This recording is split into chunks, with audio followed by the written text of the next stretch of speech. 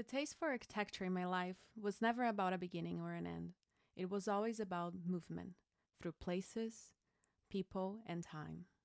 Spaces by Oscar Niemeyer, Paulo Mendes da Rocha, Lina Bobardi, and Rosa Clias didn't just teach me architecture, they revealed it to me as an experience, as an encounter. I grew up in São Paulo, a city of coexistence that pulses contradiction, of concrete and canopy, modernity and memory. From that landscape, I learned to see architecture not as an object, but as a process. I've always believed design should hold three threads in tension: the community, the technology, and the sustainability. And in 2021, when I became part of the design team for the CA building at Bernardes Arquitetura, those threads began to intertwine with a purpose larger than myself.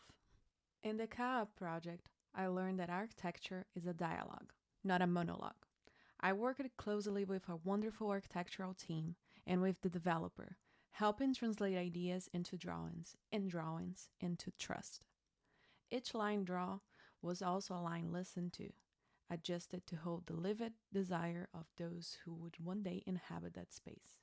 That reciprocity is what allowed the project to breathe, literally through cross ventilation, and figuratively through care. The CA building isn't just about a building. It's an invitation for life to unfold slowly, with the rhythm of wind, light, and leaves. Its C-shaped embrace doesn't dominate the site. It partners with it. The building steps, leans, opens, allowing the sun to enter and the air to circulate. I shaped these strategies with the team, sketching unit layouts that welcome the landscape, not as a backdrop, but as a cohabitant. In that moment, I understood that design truly offers the possibility to reinvent small words that together reshape how we dwell. Curiosity is my compass. At CA Building, I explore how spatial forms could perform.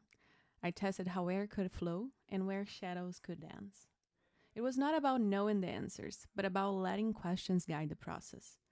That same desire to experiment led me to Boston, where I now study while working full-time, discovering how digital tools can amplify sustainable thinking. I believe architecture lives in the space between intention and evolution. I learned through others. I taught through doing. I listened as much as I led. Now I bring that spirit to every room I enter, from community planning sessions in Vero Beach to forming an ARE study group for young professionals who, like me, are navigating a new country, new codes, new dreams. We are one firm, one community. Moving, learning, becoming, together. The CA building was not the beginning, nor is it the end. But it's a chapter where I learned that architecture can be both shelter and statement. A quiet revolution shaped by sunlight and soil, by collaboration and care. I believe in scale as perspectives in motion. And I believe that with Gensler's support, I can keep designing spaces that don't just house life, but expand it. Leaving Brazil to pursue architecture in a second language, in a new country, hasn't been easy. But I carry with me every street I've walked, every lesson I've learned. I study, I work, I mentor others. I design for the in-between, the spaces where future and memory overlap. So what Gensler stands for, people, process, purpose, is what I've always chased. Not a design for design's sake, but a design with intention. That's not louder, but it's more about listening. It's about caring.